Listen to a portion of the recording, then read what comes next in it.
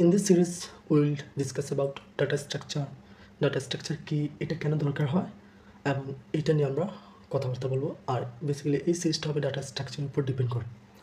So data structure কী আসলে? আমরা যখন কম্পিউটার ব্যবহার করি তখন ডেটা সংরক্ষণ, খুঁজে বের করা, পরিবর্তন করা, এগুলো সবসময় দরকার হয়। কিন্তু প্রশ্ন হচ্ছে, কম্পিউটার কীভাবে ডাটা সাজায় আর ব্যবহার করে? এই জায়গাতেই আমাদের ডাটা স্ট্রাকচারটা আসে। ডাটা স্ট্রাকচার হলো একটা উপায় বা কৌশল যেখানে আমরা ডেটা সংরক্ষণ করি, তারপরে সাজাই আর প্রয়োজনে ব্যবহার করি।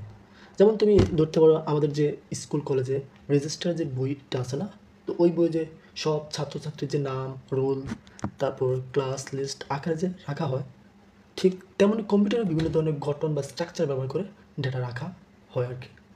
সো এখন কথা হলো, কেন ডাটা স্ট্রাকচার দরকার, তাই না?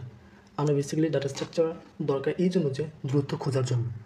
ধরো তোমার কাছে 1000 জন ছাত্রের নাম আছে, যদি কোনো নাম খুঁজতে হয় তাহলে সাধারণ লিস্ট যদি থাকে আমাদের, তখন কিন্তু আমরা এটা ইজিলি খুঁজতে পারি, যেটাকে আমরা ইফিসিয়েন্স সার্চিং বলতে পারি। আবার ধরো দ্রুত ডিলেট ইনসার্ট করার জন্য আমরা ডাটা স্ট্রাকচার ব্যবহার করে থাকি। সো আরও কিছু রিজন থাকতে পারে, যেমন মেমোরি বাঁচানোর জন্য ডাটা স্ট্রাকচার ডেটাকে এমনভাবে সাজায় যাতে কম জায়গায় ব্যবহার হয়। আর যেমন আমাদের এখানে রিয়েল লাইফ যে অ্যাপ্লিকেশনগুলো আছে, যেমন গুগল ম্যাপ, ওইটাও কিন্তু একটা ডাটা স্ট্রাকচার অংশ, সেখানে কিন্তু গ্রাফ ডাটা স্ট্রাকচার ব্যবহার করা হয়।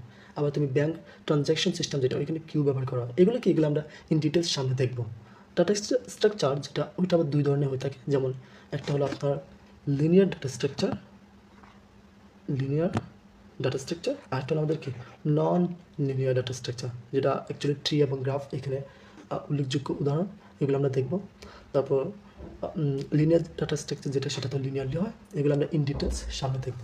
সো ডাটা স্ট্রাকচার কেমন, এটা বোঝার জন্য there is a popular example. যেমন ধরো একটা আলমারিতে ধরো তুমি কাপড় রাখবা, সো এখানে প্যান্ট, শাড়ি, তারপর শার্টগুলোকে তুমি কী করো, আলাদা আলাদা করে রাখো। কেন রাখো?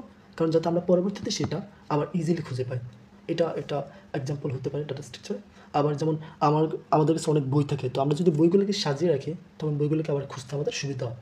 আবার এখানে আরও এক্সাম্পল যেটা, যে আমরা যে প্লেট রাখি, প্লেটটাও কিন্তু এই যে আমরা রাখি একটার উপর একটা, একটার উপর একটা, এগুলো কিন্তু ডাটা স্ট্রাকচার উদাহরণ। এগুলো আমরা ইন ডিটেলস সামনে দেখব। সো আশা করি আমরা এই সিরিজের সাথে যুক্ত থাকবো, তাহলে আমরা ডাটা স্ট্রাকচার সম্পর্কে একটা ভালো ধারণা নিতে পারবো। Thank you.